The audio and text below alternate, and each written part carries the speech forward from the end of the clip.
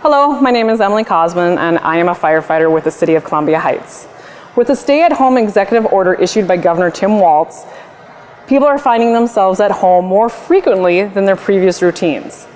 The likelihood of a home fire increases dramatically due to Minnesotans staying home.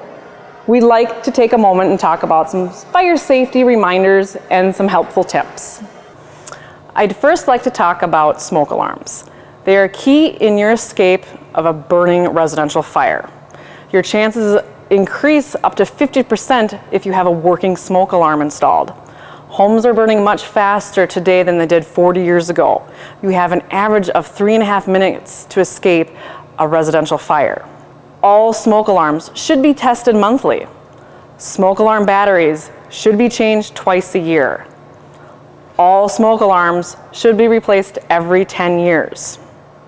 Installation of your smoke alarms are key in your bedrooms, outside of sleeping rooms, on every level of your home. Be sure you don't miss the basement. If you are able to, choose interconnected. When one alarm sounds, they all sound. As a family, be sure you practice your home fire escape plan and have a meeting place that everyone knows about, such as a tree or a mailbox.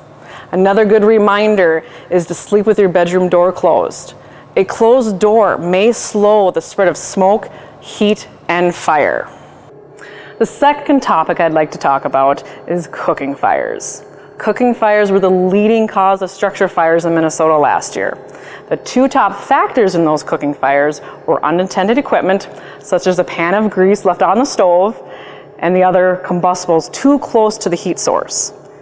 Here's some helpful tips. Stay in the kitchen when cooking. If you leave the room, turn the stove off and move the pan to a burner that isn't on. Keep things that can burn away from the stove, such as oven mitts, towels, wooden spoons.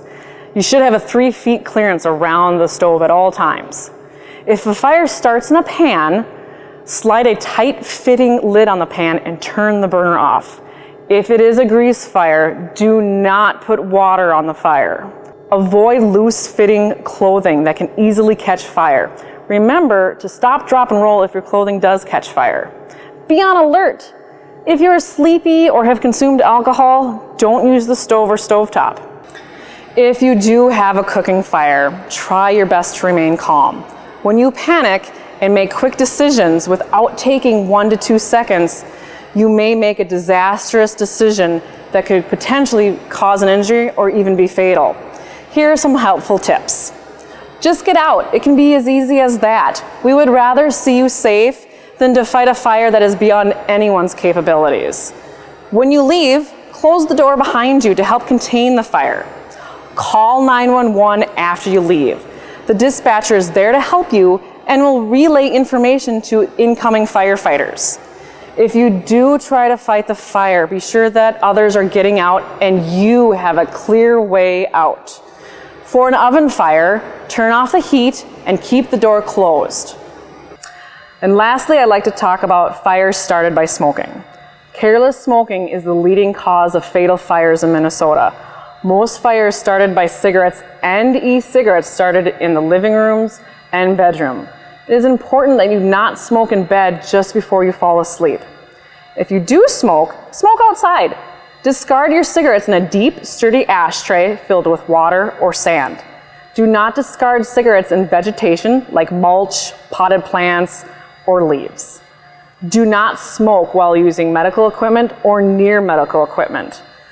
Do not smoke while under the influence of drugs or alcohol. If a fire occurs in your home, don't hesitate to call 911. We are here to help you 24/7. Thanks.